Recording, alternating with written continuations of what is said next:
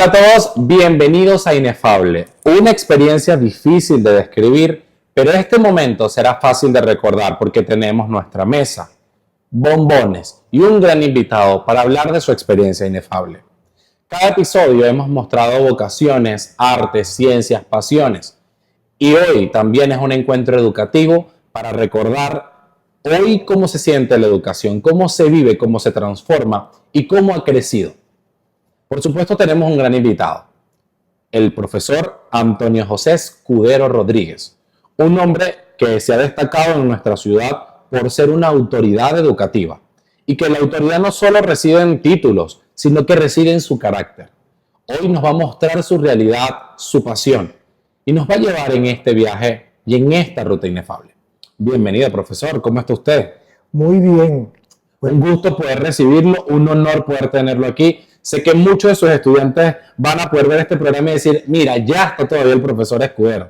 Qué maravilloso tenerle. Profe, ¿cómo son sus inicios? ¿Por qué educar? ¿Dónde nace su proceso de aprender y también de formar?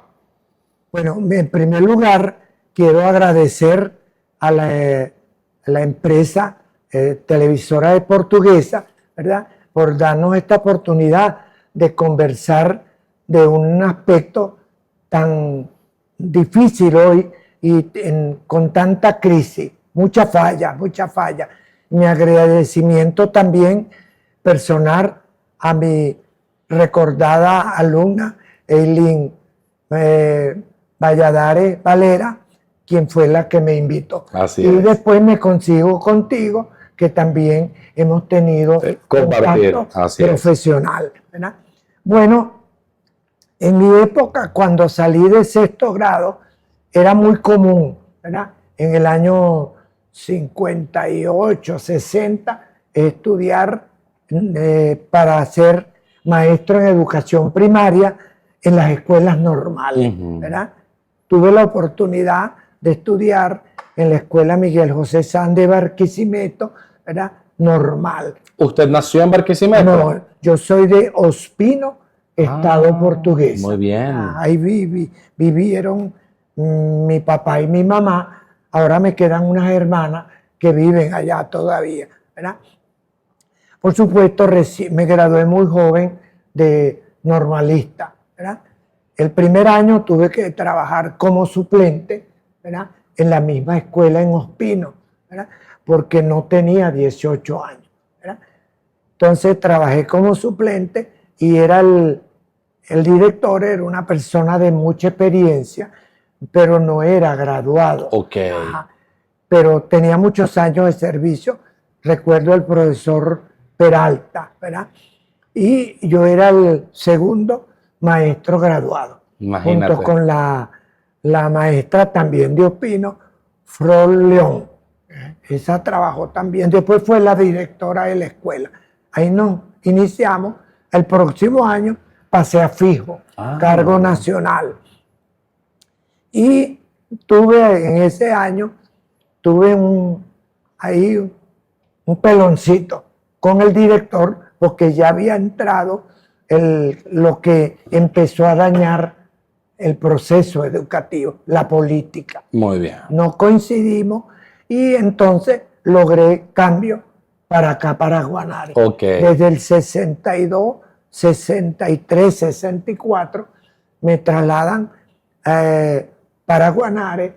Trabajé un año en la escuela de Luis Fardo Galeno, de la colonia Guanare.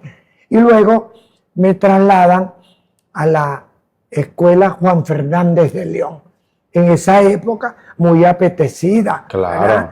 Y era llamada la pequeña Universidad de Guanare. Mis mejores épocas de trabajo fue en la Juan Fernández de León. Y tuve la bendición de Dios que me terminé de consolidar como maestro con una gran mujer, una gran maestra, la profesora Coromoto Ariza de Maglioco. Me terminó de formar como maestro de educación primaria. Lo que no aprendí en la normal, lo consolidé con la profesora Coromoto. Por supuesto, después terminé a nivel superior, Ujú. en el Instituto de Mejoramiento Profesional. Por supuesto. Hoy Claro, el es pedagógico. Universidad Libertador o Pedagógica, Ujú. ¿verdad? Ahí me gradué en la especialidad de Geografía. ¿En esa época viajabas a Barquisimeto a estudiar o estaba desde aquí mismo lo hacía el magisterio? Lo hacíamos por acá porque nosotros teníamos 2 meses de educación presencial Ujú. en el Pedagógico de Caracas o en la Facultad de Educación de la Universidad Central de Venezuela. Nos íbamos a Caracas el 15 de julio y regresamos el 16 de septiembre Claro. para trabajar ese otro día. De una Las vez. vacaciones, y allá había clases de lunes a sábado. Así es. En mi caso, las prácticas de campo eran los sábados. Total que uno se iba y volvía en... Vacaciones no existían no como exist- tal, era Y estudiar. eso fue durante 4 años. 4 Hasta que años. obtuvimos el título de profesor en la Facultad de Geografía. Y ingreso al Colegio Sagrado Corazón de Jesús, creo que en el 64, a hacer una suplencia de un profesor de nacionalidad española que había muerto. Y la reverenda hermana Nazareno del Domo me busca para que le haga la suplencia. ¿Cuánto tiempo tenía ya como de fundado el colegio para ese momento? Tenía como 5 o 6 años. Era un 5 o colegio 6 joven, años. Sí, sí. sí, sí, sí. Bueno, y después terminó la suplencia en julio y la directora, la hermana Nazareno, me dijo, se va a quedar trabajando con nosotros. Y me quedé trabajando, pero en esa época funcionaba la educación normal en el Claro. colegio. Entonces trabajé en la normal. Con la parte de primaria. No, con los que estudiaban Ah, claro, para ser normalista. normalista. Claro. Y trabajé con currículo y Ujú. práctica docente, que era la que graduaba a los estudiantes de normal, ¿verdad? Con mucha dedicación y con mi formación académica la pusimos en práctica. Y me siento muy orgulloso porque los normalistas egresados del colegio sacamos promoción de 4 años, de 5 años y después era bachilleres docentes. Claro. Ajá. Ahora, ¿cómo se sintió ver la madurez de quien en ese momento egresaba? Hablábamos de estudiantes de 16, 17 años, pero con una madurez de querer enseñar, con una madurez de querer formar, ya incluso desarrollar bachilleres docentes, creo que nos habla de la generación y de la madurez que posiblemente se tenía a los 17 años, porque cualquiera no asumía el papel de formar a otro. ¿Y cómo fue para ti comparar eso con el presente de hoy? Bueno, mira, en los bachilleres docentes eran 6 años. O sea, eso fue un solo año. Uh-huh. Antes era de 5, pero el último año fue de 6 años y cerraron la educación normal. Yo considero, ¿verdad?, en mi análisis, en mi formación, que fue un error muy grave, ¿verdad? Ahí comenzó la crisis en la formación académica en los maestros, ¿verdad? Claro. En los maestros, porque las normales formaban a los maestros y los verdaderos maestros fuimos formados en las escuelas normales. Y en el colegio los formamos. Todos los que se graduaron en el colegio fueron, ya la mayoría está jubilada, Claro. pero la mayoría se formó, ¿verdad? Sí, era un principio más integral, era una visión mucho más exigente y más madura. Y salían con mucha vocación, Así es. mucha ética, mucha responsabilidad para ejercer esa función. Ahí, después de eso empezó la crisis, Claro. y la crisis se ha agravado al extremo que hay muchísimas fallas en la educación de hoy. ¿Crees entonces que la educación de antes tiene principios que hoy extrañamos y que posiblemente hoy pudieran enderezar la misma crisis político-económica, educativo-social que tenemos, pero que es una crisis global? Profe, en unos minutos vamos a volver y vamos a poder continuar con esta entrevista. Qué maravilloso poder aprender de quien sí sabe, que nos recuerda que nuestro presente y los errores del presente muchas veces fueron por la consecuencia de nuestro pasado, pero el traer el pasado a la mesa nos recuerda que hay oportunidad para recuperarnos. Nos vamos a ver en unos minutos. Vamos a un corte comercial, vamos a disfrutar de unos bombones y ya volvemos.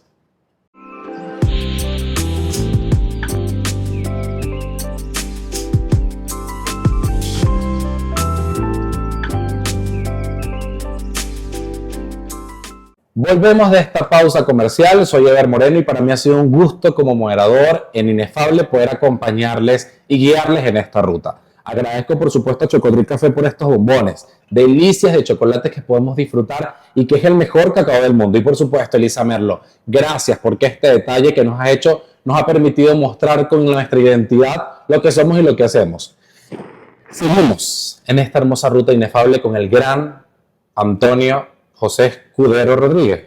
Así mismo es. Un hombre que se volvió una autoridad educativa y que nos ha enseñado en el episodio anterior los principios que debemos traer en esta Venezuela. Principios que tal vez en algún momento desaparecieron, incluso en la forma de hacer metodología y currículo en la educación. Pero que hoy él también, haciendo esos contrastes y esas comparaciones, nos trae tal vez esperanzas, verdades y oportunidades que debemos conocer. Profe, hablemos un poco sobre ese hoy que usted está experimentando en la educación y ese bonito proyecto y trabajo que ha tenido durante estos años, no solo en el Sagrado Corazón de Jesús, sino posiblemente en muchos estudiantes que formó para ser docente. ¿Cómo ocurre ese proceso en el que sigue egresando estudiantes del Sagrado Corazón de Jesús y cómo se ha visto en tantos años aún educando? Bueno, si hacemos una relación de la educación anterior y la de hoy hay mucha falla, pero la falla no es solo de formación académica, ni de principio, sino que también, ¿verdad? Está hoy día de muy baja calidad porque no hay estímulo para el educador. Así es. ¿Verdad? No puede ser que un educador hoy que se le exija tanto de la nueva tecnología, ¿verdad? No gane ni si. Es decir, no deberíamos trabajar, porque trabajamos, pero no ganamos ni para pagar el pasaje. Entonces, eso desanima, no motiva, ¿verdad? Ha quitado mérito a lo que significa ser docente. Entonces, eso contribuye a la baja calidad de la educación. Por supuesto. Por supuesto, y entra también la formación académica de los pedagógicos, de las universidades, ¿verdad? No está perdida la mística. Mira que hace poco vi un estudio que me pareció interesante y lo traigo a la mesa porque aproximadamente para el 2017-2018, la Universidad Pedagógica Experimental Libertador registró en su ingreso 30.000 estudiantes. Y aproximadamente para el 2022, 21-22, según un estudio que hizo la Fundación Fe y Alegría, registraron que la Universidad Pedagógica Experimental Libertador bajó a 3.500 ingresos. Es decir, estamos hablando aproximadamente de solo el 10% fue que se inscribió de esos 30.000 que estábamos acostumbrados. ¿Por qué cree que ahora la gente no quiere formar? ¿Por qué se ha perdido tanto el deseo de ser docentes? ¿Tiene que ver eso con el mérito y también el valor de lo que merece el trabajo? Por supuesto, son dos cosas indispensables, porque para tú sentirte bien, aparte que puede que te guste mucho la profesión, ¿verdad? De educar, de ser docente, de ser maestro de primaria o de bachillerato, ¿verdad? Pero si no hay un incentivo y la crisis económica ha acabado con la calidad de la educación. Como usted decía, ¿verdad? Uno habla con los muchachos de quinto año y en los proyectos de vida que hacen, las autobiografías, no hay uno, en el caso de este año, ¿verdad? No hay uno que en su proyecto de vida diga que va a estudiar educación. Y eso va a contribuir a la calidad de docentes futuros. Claro, porque hablamos también, y es importante aclararlo, un país no solo se sostiene de ingenieros, Sí. de médicos, de administradores, un país se sostiene también de su educación. Claro. Y si el promedio, como el profe expresaba, en el que en su orientación vocacional, un promedio de 105, 107 estudiantes egresados solo de una institución no escogen la educación, estamos hablando de que por lo menos dentro de 6 años se va a evidenciar aún más la crisis educativa, porque nos va a pasar lo que nos pasa en la actualidad. Ingenieros que por X o Y circunstancias terminan siendo docentes, y ojo, qué maravilloso y qué valioso poder tenerlos en los centros educativos, pero no tienen formación pedagógica. Y si usted no sabe lo que es formarse en la enseñanza, por mucho que usted sea un experto, enseñar no solamente es una vocación, es un don, también es una preparación. Y usted, profe, se ha demostrado en el que, o ha demostrado que el formarse es lo que trae mérito para enseñar. ¿Sí? Hoy, ¿qué significa ser una autoridad cuando vemos estudiantes que no respetan a sus autoridades, que sus padres para ellos ya no son autoridad? ¿Cómo se sostiene y cómo hace sostener usted su autoridad en un mundo tan complejo, en donde la vulgaridad ha aparecido, la grosería ha aparecido, el entretenimiento maquillando el irrespeto y tal vez hasta los pocos valores cada vez son más notables? ¿Cómo se sostiene su autoridad educativa? Bueno, eso en realidad hay que analizarlo conjuntamente con el núcleo familiar. Pero es que lo que yo veo es que la crisis tiene tantas causas, ¿verdad? Y la causa más importante es la situación económica, global, ¿verdad? Y en el caso de nuestro país, la crisis nos ha abarcado a todos. No hay motivación para nada. Y la calidad de la educación está muy baja. Muy baja a nivel de nosotros y a nivel de los alumnos, ¿verdad? ¿Por qué? Porque los alumnos hoy día viven en el mundo digital. No leen, no escriben, tienen demasiadas fallas en lectura y escritura. Así ¿verdad? es. Y no hay es un reflejo. El alumno en el aula es un reflejo de Sí, hay mucha automatización, claro. Ayer, por cierto, vi una noticia en Suecia que las universidades estaban decidiendo eliminar el uso de dispositivos digitales como computadoras, este tipo de cosas, durante la jornada de clase, y pedían volver a los libros porque notaron justamente esa deficiencia que el profe expresaba de no estamos redactando porque no estamos leyendo. Incluso escribir en el teléfono ya hoy es casi innecesario porque simplemente activas el identificador de voz, dices lo que quieres que escriba y él arma un texto y te lo manda. Y pareciera que el ser humano cada vez está pensando menos y se está entreteniendo más. Y piensa menos y se entretiene más.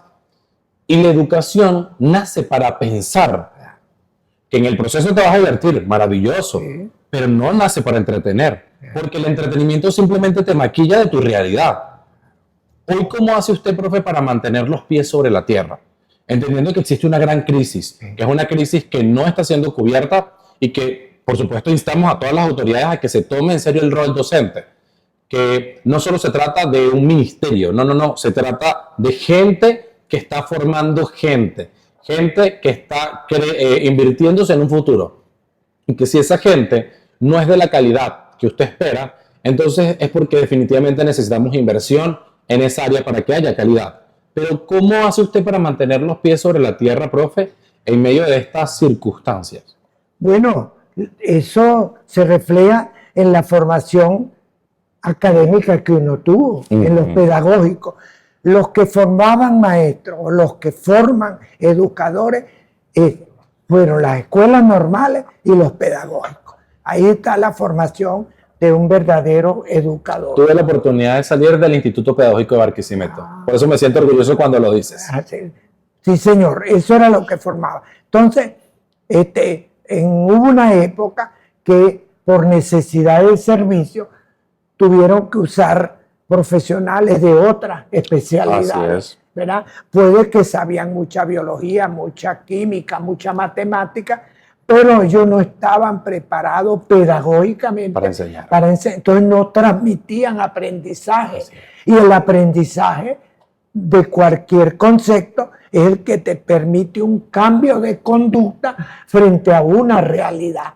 ¿Entendieron? Cambio de conducta frente a una realidad. Si estamos enseñando y eso no está pasando, entonces no hay aprendizaje. Es verdad, si no hay cambio, no hay aprendizaje. Y hoy no tenemos esa formación.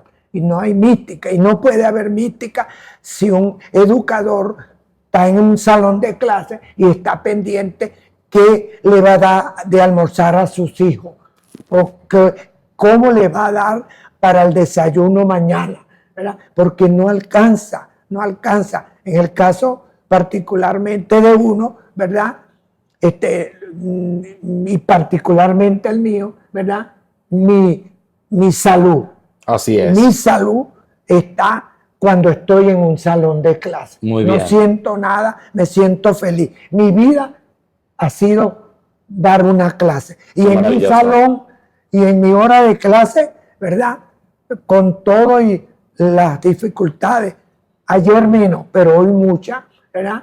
Hay disciplina. Así y es. un profesor o un maestro que domine, ¿cómo domina la disciplina? Empezando por dominar la asignatura que da. Pues si yo voy a piratear, no hay disciplina. ¿Crees que esa piratería educativa es lo que ha generado corrupción dentro de las aulas? Por supuesto. Esos estudiantes que ofertan simplemente 1 kilo de arroz y un profesor pone una nota simplemente por un alimento. Y ojo, no es que menosprecio que el alimento no sea importante, pero tal vez eso, como no domino mi área, y bueno, este estudiante me está ofreciendo esto, también hasta pierdo valores en el proceso. Claro. ¿Has sido tentado en algún momento? Y estudiantes que se han acercado tipo, profe, toma esto por aquí. ¿Cómo lo has manejado? No, a mí no me han tocado eso, no me han tocado, porque yo tengo la bendición de Dios y el agradecimiento de mis exalumnos, ¿verdad? Que es normal, cuando tengo yo un apuro, yo tengo mis exalumnos a los que sé que puedo molestar. Excelente. Pero ya terminó el proceso de evaluación, exacto, no es que está sometido al proceso de evaluación. No. Es ética ante todo. No me tocan ese punto. Excelente. Porque, ¿Sabe quién es usted? Claro, mi ética no me lo permite, pero sí sé que lo hay más en los públicos que en los privados, pero no escapan en los privados. Así eso es. también. Sé que lo hay, ¿verdad? Por muchas razones, ¿verdad? Entonces, ¿qué es lo que hay que hacer? Orientar. Ayudar, ¿verdad? Al alumno, porque eso es uno. Eso es el verdadero maestro, es el que no se cansa de ayudar, de orientar, de dirigir y respetar para que respeten a uno. Porque si tú no respetas, porque ellos tienen derechos, pero tienen deberes. Totalmente. Y si tú los ubicas, ¿verdad? Y le dices, ¿verdad? El límite suyo es hasta aquí. De ahí para acá, usted está faltando el respeto. Y cuando molesta en una clase, ¿verdad? Hay que hacerle entender que está, ¿verdad? Faltando el respeto, porque está saboteando. Y se le tiene que poner sus límites y tiene que haber consecuencias. O agarra el mínimo o se va. Así es. Eso es. Pero, ¿qué es lo que pienso yo? En los países desarrollados, y Venezuela tendrá que ir preparándose, así sea en condiciones no ideales, pero se está hablando de la educación, la inteligencia artificial. Para eso, si no preparamos, el Estado venezolano no prepara a los educadores para la inteligencia artificial, ¿verdad? No, vea lo que pasó con la pandemia, ¿verdad? No estábamos preparados. Y fue una crisis, es una crisis de retraso notable. Para educación a distancia. ¿Qué fue lo que hicimos ahí? Asignar una tarea, copiar de internet o pagarle a alguien que lo hiciera y poner una nota. Y hoy las notas no reflejan la educación que tenemos. No, y la calidad de una los estadística alumnos ficticia. Es muy baja, muy Así baja. es. Yo recuerdo alumnos en la época de oro, que la hubo en la educación, eran alumnos brillantes. Yo recuerdo mucho, ¿verdad? Hay un estudiante en especial que puedas nombrarnos. Varios de las diferentes generaciones, ¿verdad?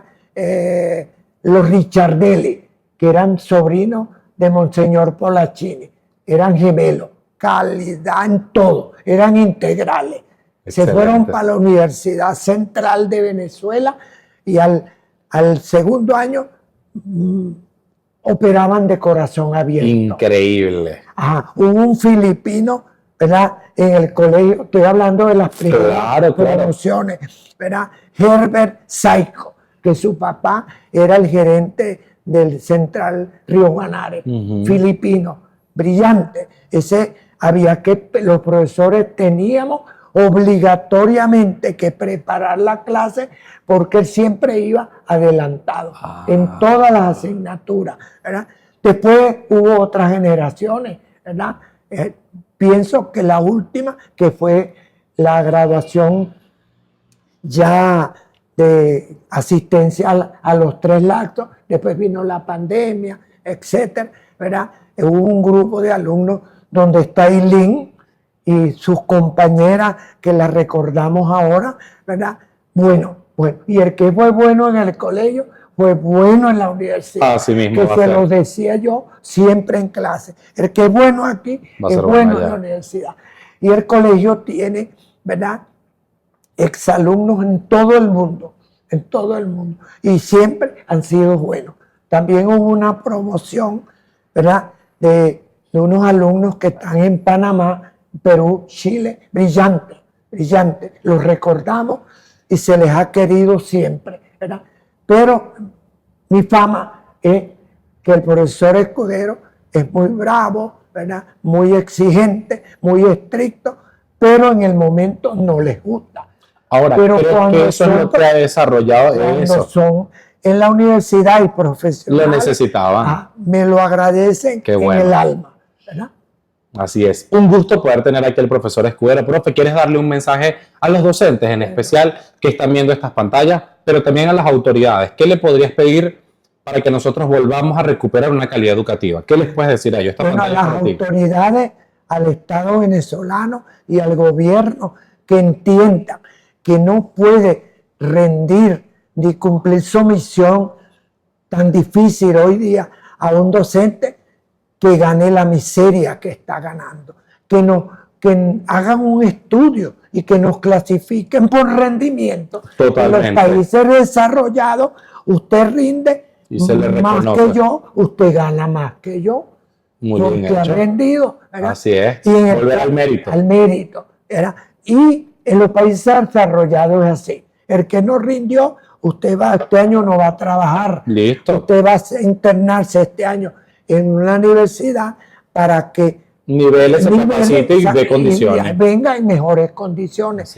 Y a los docentes que entendamos que es difícil, pero que en realidad tomemos eso y que donde trabajemos hagamos sentido de pertenencia, que yo quiera, ¿verdad?, y ame a la institución donde trabajo y que me prepare, que sepa que una clase es motivación, desarrollo y conclusión de la clase, y discutir con los alumnos, que las conclusiones las ayuden a elaborar ellos, no dictar clases, porque eso ni antes, ni hoy, ni nunca sirve como forma de educar, enseñar y lograr cambio en los alumnos.